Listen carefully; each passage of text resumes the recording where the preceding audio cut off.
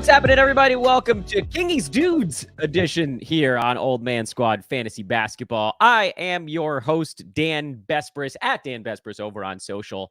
Old Man Squad on Twitter, Old Man Squad Fantasy over on Instagram gets you all the shorts there. And we are going to be hearing, I've been told, not 5, but 5.5 targets from our good buddy Adam King in just a matter of moments. But we actually got new copy from our buddies over at Bet Online. So I got to make sure to tell you that they, Bet Online, are the world's most trusted betting platform and your number one source for everything sports betting. See what they did there? Not football anymore. It's all the goodies because basketball starts in 11 days. Every stat, matchup, breakdown, and even live odds and spreads are available to bet on during the games. Bet Online has the largest catalog of odds on everything from football, baseball, playoffs, hockey, NBA, political props. It's all there. And when the game's over, you can head down to the online casino, get in on a game of blackjack or poker, and unwind with over 150 slot games. Head to the website today to get in on the action with America's most trusted site for online wagering. Bet Online. Pause. The game starts here. That was an announced pregnant pause. Please make sure to hit the like button. If you have a comment, you can throw it in there. I'm doing my best to keep up these days, and I think I basically am. Subscribe, leave that rating, leave that review, and say hello to Adam King, also known as Kingy, also known as Adam King 91 on the socialies. Hey, we picked similarly colored attire today. This was not planned. Mine has Steve Urkel on the front. You don't have Urkel just below camera view, do you? I do not. No, mine says old mate. Oh, that's perfect. Yeah. Well played. Mine yes, I did. I noticed we were coordinating. And funny story. Well, not well. I don't know if it's a funny story. You're in it now. If we were to do this in potentially a week, we'd be even more alike because I went and had an eye check on Tuesday. You got to get glasses. And I need reading glasses. So, yes, I have picked my frames and I'm waiting for the call. So, there you go. That's an old man story. You are old as dirt. I actually took my 2 kids to the eye doctor yesterday. So, the old man gene, it is strong in the Bespris household. These are not actually the only thing I don't need glasses for is reading. Still, I can. Okay. I took a freshman seminar. We'll get into Kingy's Dudes in a second here. I took a freshman seminar in college on ophthalmology. I don't know why I did that. It was like 1 credit. It sounded interesting. I got a close-up picture of my eye out of the ordeal. But I remember learning about like how the eye lens can kind of flex a bit, and as you hit a certain age, it hardens. And then you can't focus on things up close anymore. So congratulations, Kingy. You have a hard lens. That's I do. I do. And I'm noticing it now that it was brought to my attention by the optometrist. I'm noticing it. So when I'm doing things close, I'm going, that's why I sort of have to strain a bit and tilt my head back. It's really weird the day you realize you need glasses. Like for me, it was distance. I was in, I think 10th grade, honors chemistry, I think. And I thought there was just horrible glare on the chalkboard. Kids, by the way, your parents used chalkboards when we were in school. We did. Now everything is just on like a screen. It's all digital and whatever. And like, I thought the chalk was just smudged all across the board. And then someone put glasses on my face. I went, oh, not smudged. The board is perfectly clean. All right. King, you got 5.5 dudes. I don't know what the hell that means, but where do you want to begin? And I'll try to throw up a little graphic while we're going.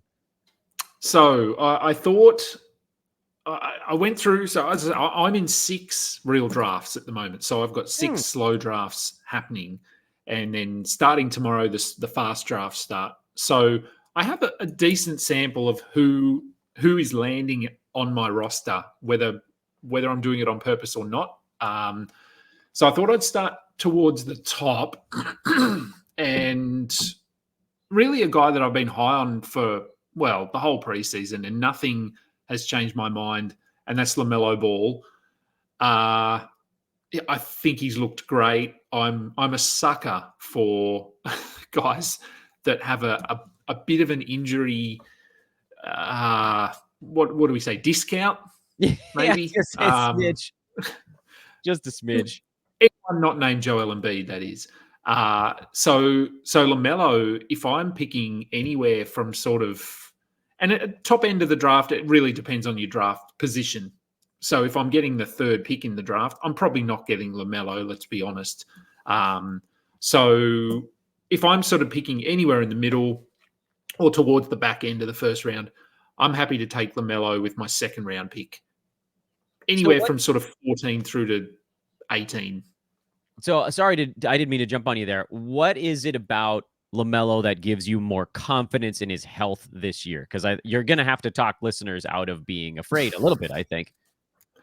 Yeah, well, yes, I am.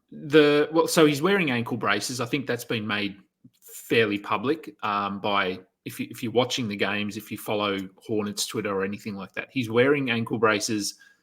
He has spoken about the fact that he's found braces that he feels comfortable in, and having played in ankle braces when I was younger, I get that because a lot of them are just bulky and you feel like your lateral movement disappears.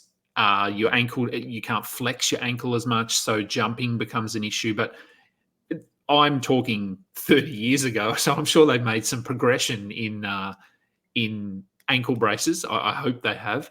So he's just looked really confident, I think, offensively. He hasn't shied away from contact. He's diving after loose balls. So, yeah, look, I know what he can do. We've seen what he can do. We saw a very small sample size last year.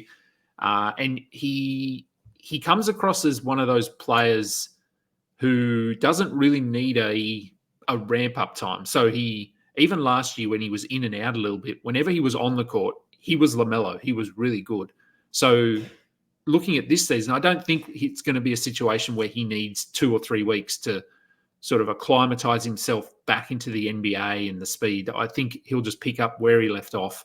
So, I think he has first-round upside, and if you can get him in that second round, it probably does depend a little bit on who you take in the first round. If you draft Anthony Davis or something, then maybe you don't go after LaMelo because that's 2 guys that could potentially miss 20 games, 25 games, and that probably costs you your season. So, he's just someone that I was taking, and I've seen nothing to deter me thus far.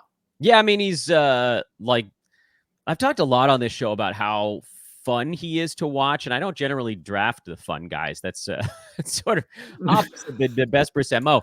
But he's a fun dude where the fantasy stats do translate. And also, King, everybody I think knows that you are sort of the preeminent guard build guy across the fantasy space. And LaMelo is like the prototypical player for that build. He's strong in threes, he's strong in scoring, he's strong in assists, he's strong in steals, and he's strong in free throws, which are the 5 guard stats. Is that one of the reasons that he fits so nicely for you? Yeah, he's very good at what he's good at. He's a decent rebounder as well. So you can, I'd love to pair him with Luka, but I don't think you're probably not going to get LaMelo that late. But no, I think he does those guard things really well, but can get you, some out of position rebounds if you don't want to punt that category necessarily. But I've liked what I've seen, and as you said, he is fun and fantasy. We've been sort of talk about this every season, but fantasy is meant to be fun, so that's why I like Wemby at 1 and you like Jokic at 1.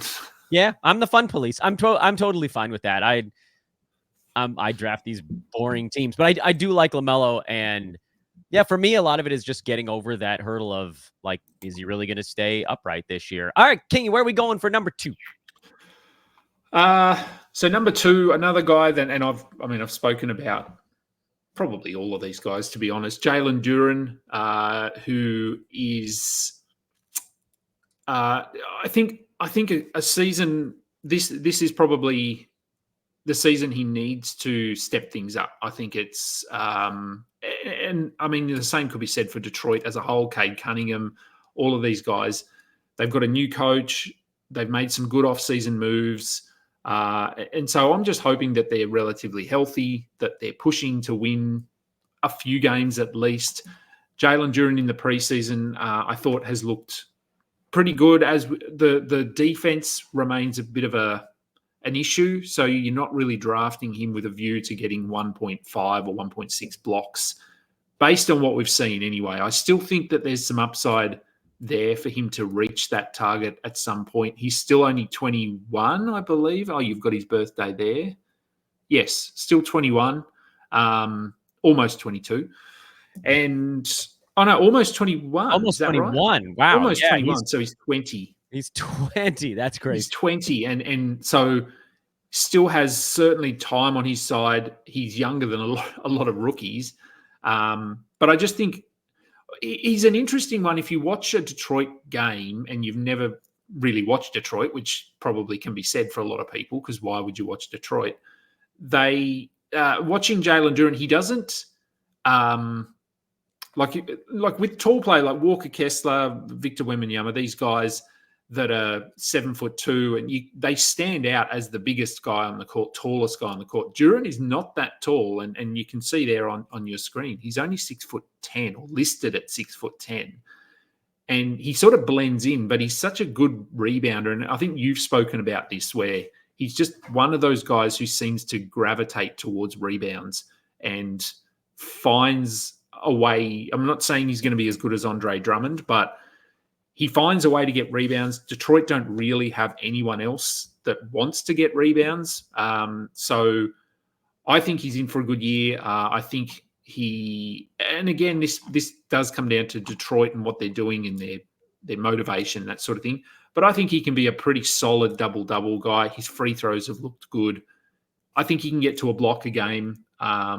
So, yeah, he's sort of going, what's his ADP? Top 50? I'm pretty sure I've got your ADP data up here. He is 55-ish. 52 is his pre-rank right now. His ADP is about 54.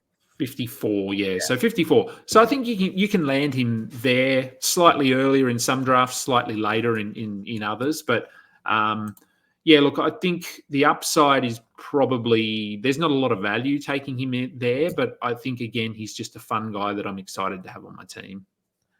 He played 29 minutes a game last year in 61 ball games. He's had this bilateral ankle soreness tag a few times. Do you think that was largely because the Pistons were kind of going nowhere and not wanting to push him? Is that part of the calculus for this year to get him up maybe into the 31, 32-minute range, or how are you thinking about that side? Yeah, I hope it is just the Pistons taking it easy and not wanting to push him at all, because they've obviously been without their franchise player in Cade Cunningham for significant stretches as well. So, yeah, I think if he can get to 30, 31, I don't think they'll push him to 33, 34. But if he can hit 30, and last year, 29 minutes, he was, 14 and 12 with close to a block, almost 80% from the line. So, yeah, you add, 10%, 10% to that, and maybe he gets to 15 and 12, 15 and 13 with, as I said, a block, good percentages. And I think the assists are probably an element of his game that can increase. I'm not saying he's going to be a good passer, but I do think we're seeing a lot of teams trying to run more offense through their center nowadays as well and just get the ball moving a bit. So, no, I like him. I like him as a borderline top 50 target.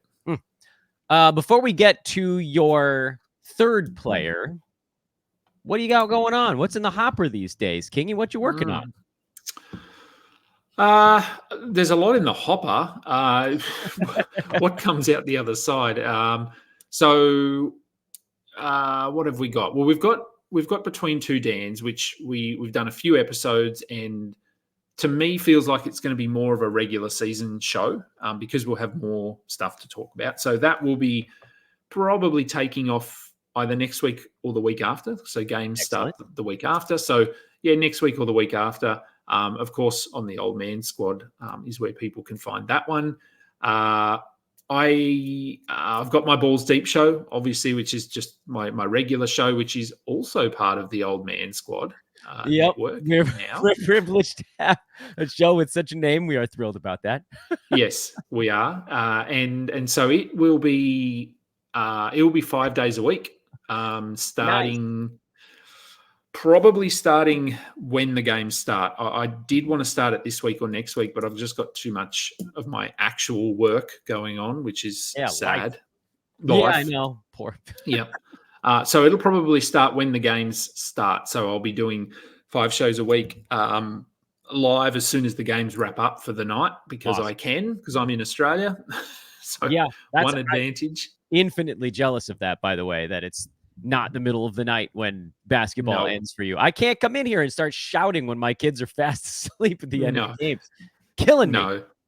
So that will be happening. The crossover with Matty G from Insight Sports. We did our first show of the season on Thursday night, our time, which was very early Thursday morning in the US. That show will be continuing. So that's all the shows. And then I think in terms of FBI, the World Cup is basically full. I think there are a few spots. We had people register, but then not actually register. So I think there's a few spots available. And I think I retweeted something last night for B-Dub. So if you want to jump into the World Cup, feel free to hit me up or hit B-Dub up, and we'll see if we can get you in there. But a lot of drafts, as I said, in the next couple of weeks, some industry drafts, some home leagues, all sorts of things. Some drafts where we'll be on the outside looking in. Adam King 91 on Twitter. Where are we going third on the list? We're going to stay big, and so this is just a guy. I went through my rosters so far in my 6 leagues, and I have him in 4 of them. So I figure he has to be on my list, and that is Isaiah Hartenstein from the Oklahoma City Thunder. So good. I've landed him sort of. So his ADP is in the 70s, 80s. I want to say around 80. And rising fast, by the way. Yes. Yep. I got his face. That's the wrong part of his face. Ad popped up on me there. There we go. There's his face. Yes, rising fast. So yeah, I mean, depending when you're drafting, you can get him there now, but in a week you might have to reach a little bit higher to get him. But yeah, look, I think the discussion around whether he's going to start alongside Chet or whether he's going to come off the bench probably still hasn't been answered. Although, if we had to take a guess, he's probably going to come off the bench. But that could be matchup based as well. It might be that he starts alongside Chet when they play like a Cleveland, for example, who have those 2 bigs. So I think there'll be moments when he starts, but his time on the court so far, and if you're drafting Isaiah Hartenstein, don't draft for points, because we know he's not going to score a lot of points. He might get 8 points or he might get 6 points. But so far, if you look at his box scores, 4 points, 8 rebounds, 7 assists, a steal and a block, 6 points, 9 rebounds, 3 assists, a steal and a block. He's decent enough from the free throw line. He's not great, but he's pretty low volume as well, so he doesn't kill you there. Field goal percentage will be good. I just think OKC, he's just going to unlock a new element to their game, having a big at the top there who can set screens and facilitate. So I think if you can get him at 80, I think his floor is probably top 80, assuming he's going to get 25 minutes. And if he somehow convinces them that he needs to play 30 minutes a night, I'm not sure that will happen. But I think he can push top 50. So if you can get him in the top 80 range, I like it. I just think he's again another fun player to watch, and I'm looking forward to seeing what he can do on a team like OKC. Yeah, he's a guy, and I'm trying my best to play a little devil's advocate with the names you're throwing at me so far. I got nothing on this one. I love Hartenstein with all of my heart.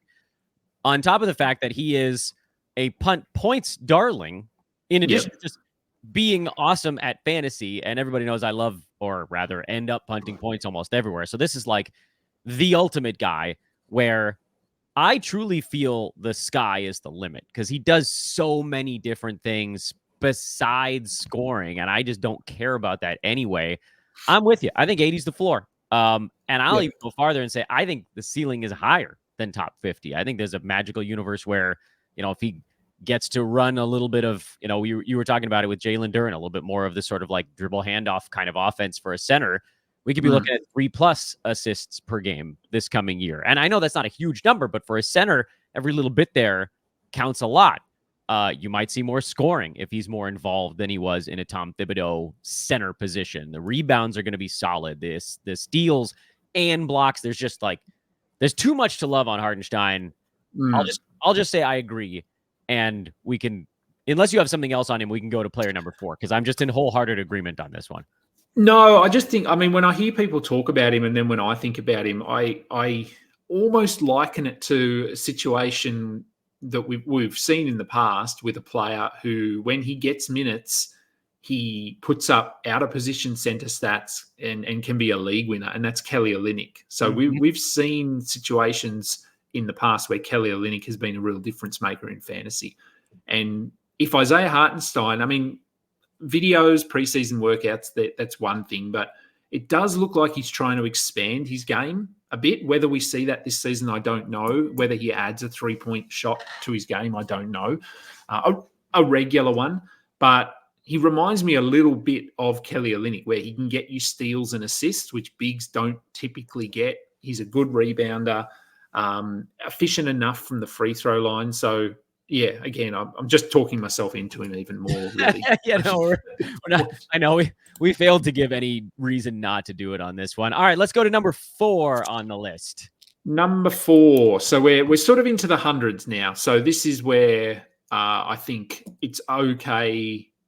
Well, the deeper you get, the more leeway you have in terms of reaching, if we want to use that phrase, because a top 120 guy, if you're taking him at 95, there's not really a big difference, let's be honest. And it's usually stat dependent. What are you looking for? So Amen Thompson is someone that I've landed in almost every draft because I'm willing to take him inside the top 100. I think I drafted him like 15 minutes ago in one of my drafts. So I'm happy to take him. I know we don't know what his role is going to be. I don't think he starts, but we've already seen across 2 preseason games that he has started. The first game was when Dylan Brooks was not playing. The second game was when Fred VanVleet was not playing.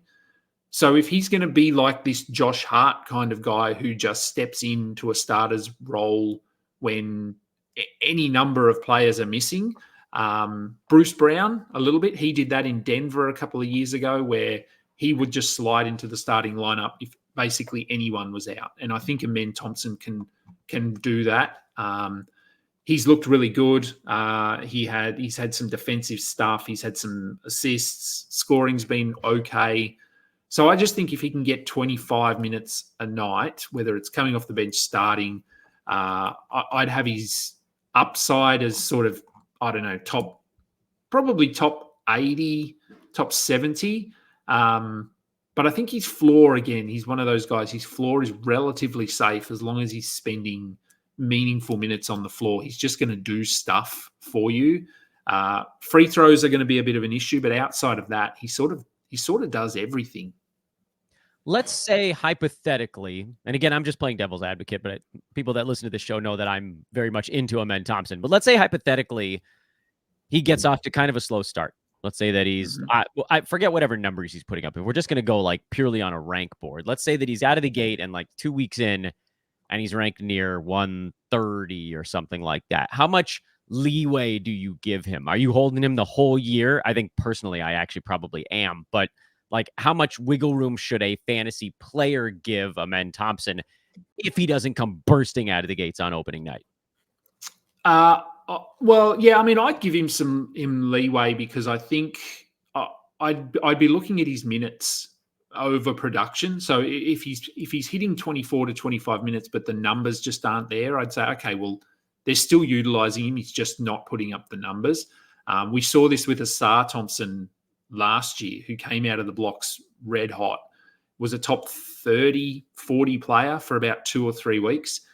And then he fell away, but he fell away because he was pulled from the starting lineup and he wasn't playing minutes. So that was a little bit different for me. I don't think that'll happen with Amen Thompson. So I'd give him some leeway, certainly. And we know that Fred VanVleet is, I mean, he's not a he's not an injury-prone player, but he is certainly no stranger when it comes to hamstring injuries and knee injuries and missing a week here and there. I mean, I'd love to see them move Amen Thompson in over Dylan Brooks as a starter. I don't think that's necessarily going to happen, but I'd give him a bit of time before just cutting bait because it could come back to bite you later in the season. Number 5. Where are we going next? Number 5. All right. So anyone that listens to my show knows that. Wait a minute. Don't even say it yet. I'm going to put a face on the screen, and you just let me know if I got this one right. By the way, folks should know we don't talk about this beforehand. No, we have not. Well, there we go. Dyson Daniels. Dyson Daniels. As soon as you said anyone that, and I was like, okay, I know we're going. Yeah. So talk to me about Dyson. I just think he's landed in a really good situation. I thought he flashed some nice upside in New Orleans last year. He played well for Australia at the Olympics. I just think his trajectory is pointed in the right direction. And the only question for me really is whether he's going to start. And he did start in the first preseason game, but Bogdanovic didn't play. So still not really clear. But I thought he looked really good in that game, playing alongside Trey. He ended up with 14 points, a 3-pointer, 3 assists, 2 steals. He's defensively, we know he's going to be really good. If he hits 26, 27 minutes, he could get 1.8 steals per game, 0.8 blocks. So I like his defensive upside. I think he's going to get a lot of good looks. He won't necessarily hit all of them, but with Trey there just demanding attention, Jalen Johnson is obviously a very hypey sort of guy that teams are going to be focusing in on as well. If Okongwu starts, he's a bit more of an offensively minded center than Clint Capella. We still don't know what's happening there. But, yeah, I just like Dyson. If you can get him, what's his ADP? I have no idea what it is. It's distant. It's his pre-rank is 164. I don't have his ADP right in front of me at the moment, but it's way down the board. I can look at what it was on Monday.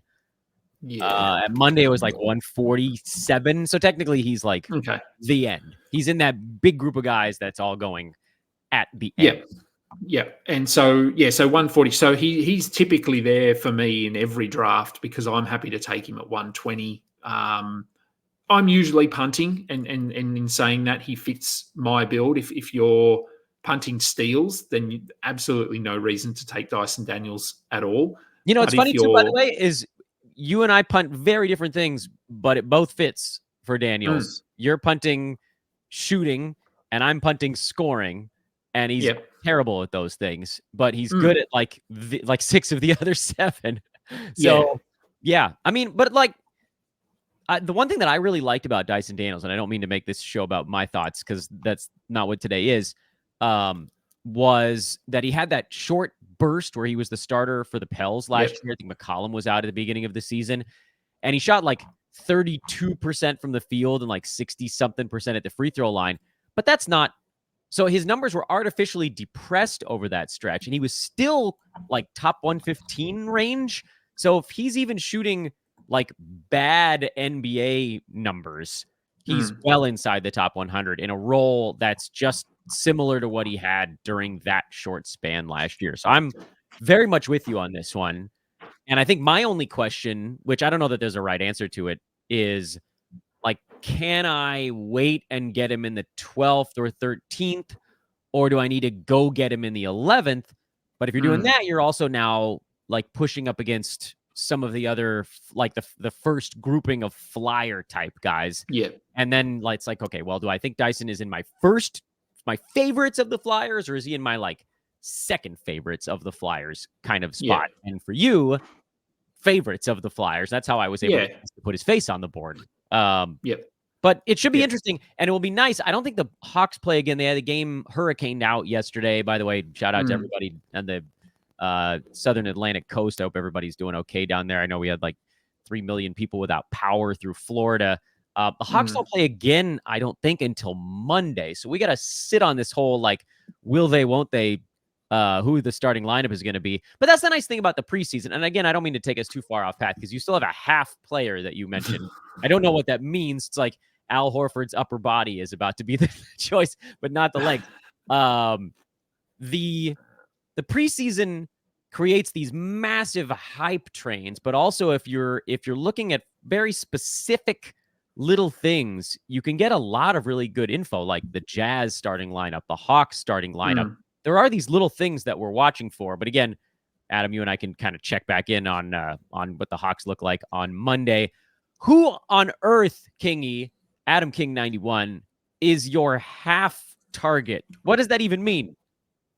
It just meant that he was sort of he was someone I added late, and he was someone I spoke about him, I think, during Summer League, and then I don't know. I don't know if I was talked out of him, but I think I had higher expectations in terms of role than a lot of other people, and then I sort of just looking at the build, doing the math, I figured he's probably not going to have a big enough role to be someone we can draft, but he played in the preseason and he was phenomenal, and he just sort of reinvigorated me. So he's not necessarily someone I'm saying you have to go and draft, but I've taken him in a couple of my leagues with my very last pick just to see if they play him 18 minutes a game, because I think that's all he'll need, and that's Kel'el Ware from the Miami Heat.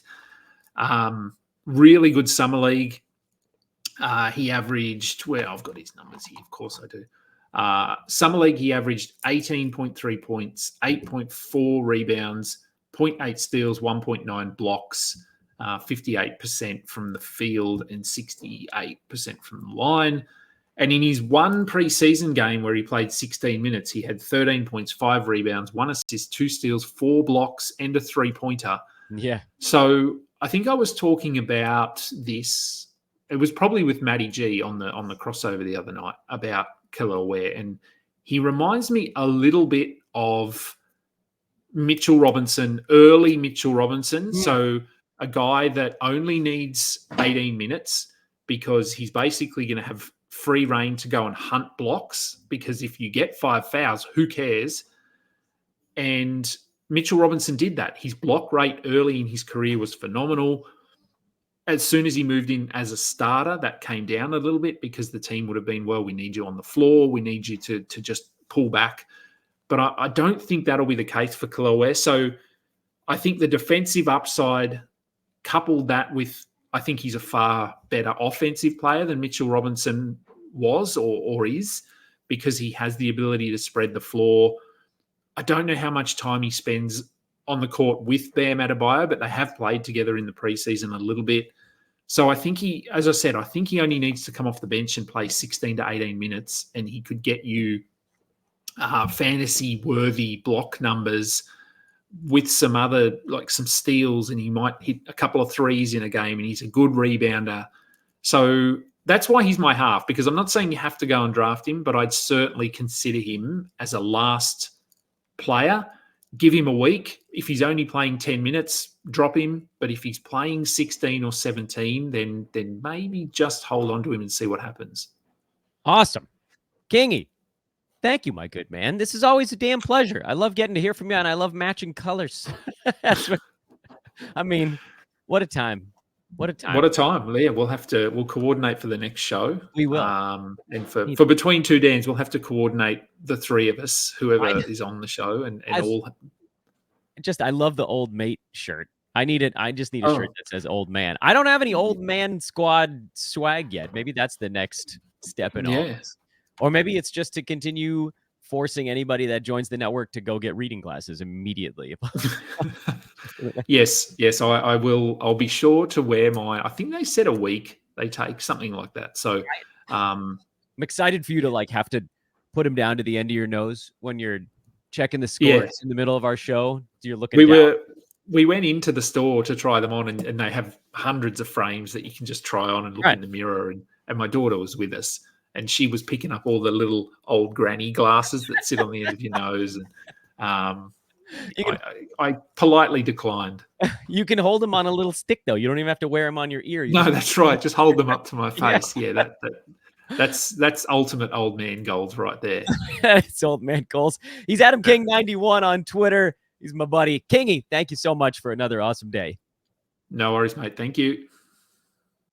And there you have it, ladies and gentlemen. Kingy's 5.5 dudes, because Kel'el Ware, it's not his top half or his bottom half. It's not his right half or his left half. It's just there's something to keep in the back of your mind. A player I'm not necessarily saying you got to go get, but it was funnier for me to make a half the physical human being joke for a half an hour there before obviously admitting that that's not a real thing.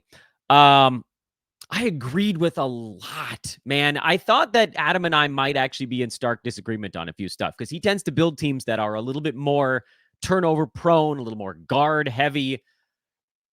Even LaMelo, like, it's hard for me to say no to pairing him with certain guys in that first round, like a LaMelo Wemby pair. If LaMelo stays on his feet, that's a dynamite duo. Absolutely dynamite. And then the other stuff, like, lean a little bit more into like Hartenstein. That's a low scoring guy. And then Thompson, low scoring guy. These are guys that are right up my damn wheelhouse. I don't know. Maybe he's just trying to make me feel better today. In any event, I hope you guys enjoyed. Thank you all for watching, listening, subscribing. The continued growth of Old Man Squad, YouTube and podcasts and all that stuff is just boggles the mind. I'm so excited about it. It's like what I try to talk to my wife about as we're going to sleep. And she's like, that's great, honey. Please stop talking about fantasy sports. I have to go to be a doctor. I'm like, yeah, you're right. That's not fair. I'm misrepresenting my wife. She's usually quite proud. I'm Dan Vespris. My wife is Dr. Vespris. And my guest today was the great Adam King, Kingy, Adam King 91 on social media. At Dan Vespris, you can find me on social. Old Man Squad on Twitter. That'll follow you back. Old Man Squad Fantasy over on Instagram to get those shorts.